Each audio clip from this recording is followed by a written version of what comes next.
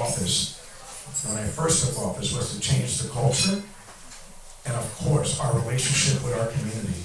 The first thing I did, of course, was diversify the office. Put African Americans, females, Latinos in positions of authority. Of course, some of them left the higher paying jobs, but that's the way it goes. The trainings, having civilians in positions of authority, like Juanita Hotchkiss, who's our Director of Community and Incarcerated Services, like Chief Luke Mason, who's our Professional Standards Chief, also an attorney and a civilian. Our Chief Civil Administrator is a civilian, Melissa Donaldson. Having those people there is really working with embedded social workers and peers has changed the culture of the office. Just simply them being there. The way we think is differently. The way we do things is different. Critical incident training is a must. The last thing we want is when someone calls out for help, and somebody has a mental health issue. We've heard these stories before of folks getting killed by law enforcement. We don't want that. And so we've been training folks for the last 5 or 6 years to avoid issues like that. And thank God, and I'm knock on wood, nothing has happened in the county in reference to the sheriff's office. Diversifying the office is important. Of course, we had diversity training. And we just had a graduation of the Citizen Officer Academy. We had 12 students last year. I think we just had 4. I hope more would come. And the purpose of that, the reason it's called Citizen Officer Academy, is because we want to hear from the folks that had issues with law enforcement, what we can do better, why we do the things that we do. I put a lot of folks in positions of authority, mainly civilians, and that's changed the way we think at the sheriff's office. It's a culture change that's been happening for the last 7 years. We went through COVID. We went through reenactment police. And now we're going to go through another challenge. And that challenge is what we see today, what's going on in our nation. It's a huge challenge for all of us, especially this November. But we are a nation of immigrants. We are a nation of immigrants.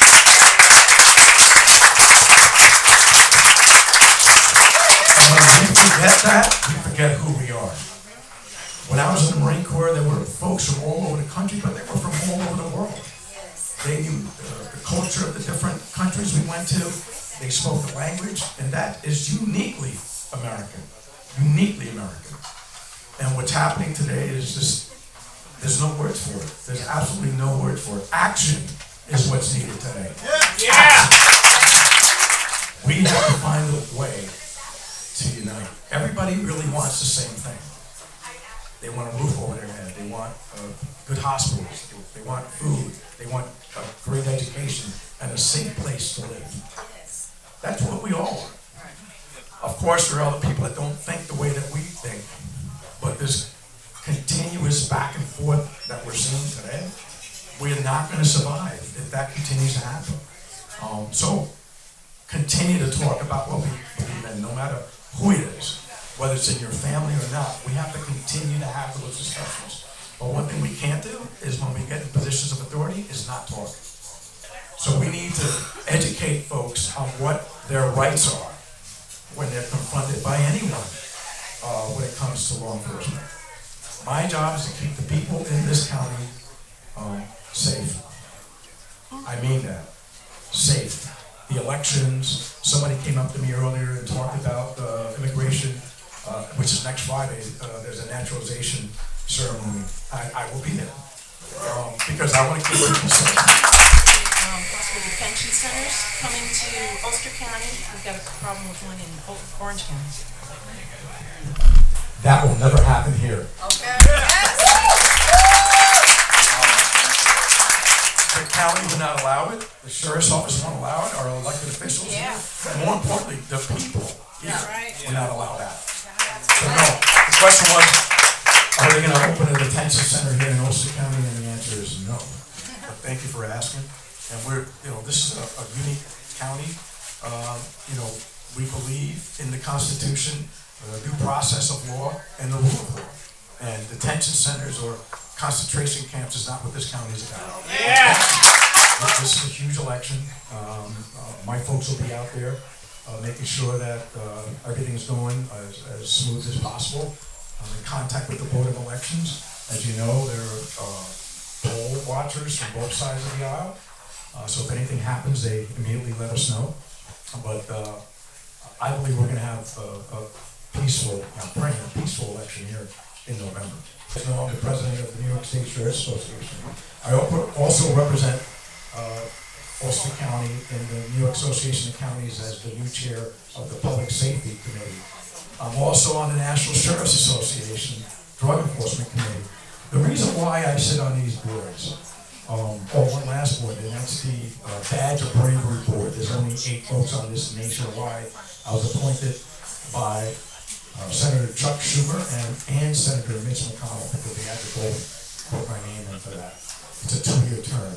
The reason why that's important is, number one, I want you to know that your voices are heard, not just locally, not just via the state, but nationally.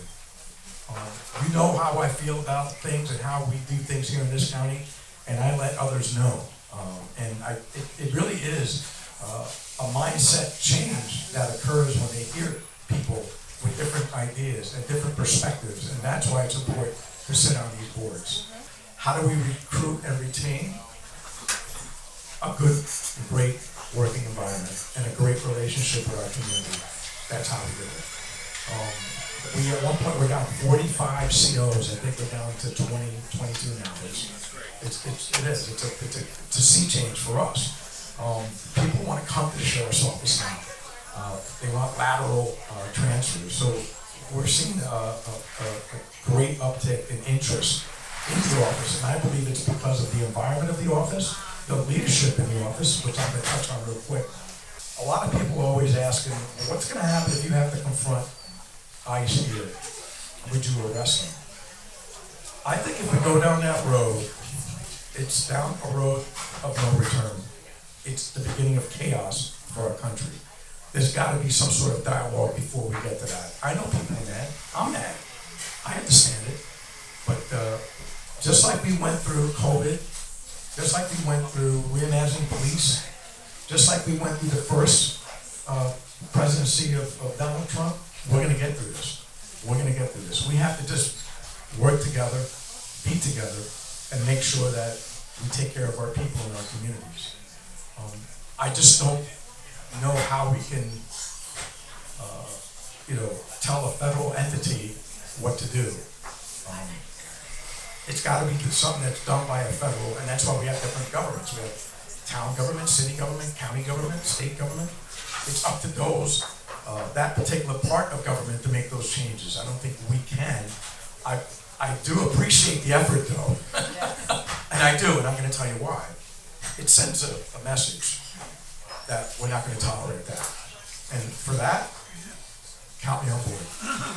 The First Amendment is really important to me, but we do it in a peaceful manner. And if you're not doing it in a peaceful manner, whether it's trespassing or disorderly conduct, that's not peaceful anymore. So I just wanted to kind of put that out there so people can understand the position I have as a sheriff. It's easy for people to complain. It's tougher when you're sitting at this table and making the decisions. I think people know that they can trust this office. By the way, there's a sheriff's app that you can download, the Ulster County Sheriff's app. You can make complaints, you can look at our policies. There's so many different things on there. It's one way that you can reach out. Of course, the phone is always the most important way to reach out. And people do call me from the community. I personally went to an issue in Rosendale. I'm not going to say any names or anything, but I went and I made sure that that person felt safe and they could take their pen on the sheriff's office with any issues. If somebody in my office doesn't help someone in that community, they'll let me know because I'm not going to tolerate that.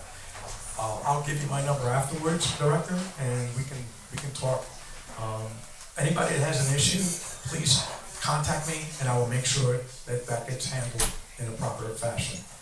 So one of the conversations that I had with Tyrone when we were discussing the school resource officer is, like at the sheriff's office, they don't work the road. And the reason why they don't work the road is because of what Tyrone said to me about 7.5 years ago, which made me think. So I never thought that a deputy that was an SRO and still working the road would arrest the parents of kids, and the kids were there and they would feel embarrassed when they were in the schools. I just never thought about that. And the only reason that came to mind is because of the conversation me and Tyrone had. So obviously we changed that, and we've done it differently. I can't speak for the other SROs and the other police agencies, but that's what we try to keep it to. We want a good relationship. Every summer I get 2 one-week periods of summer camp in Penang, New York, all the sheriffs do. It's free.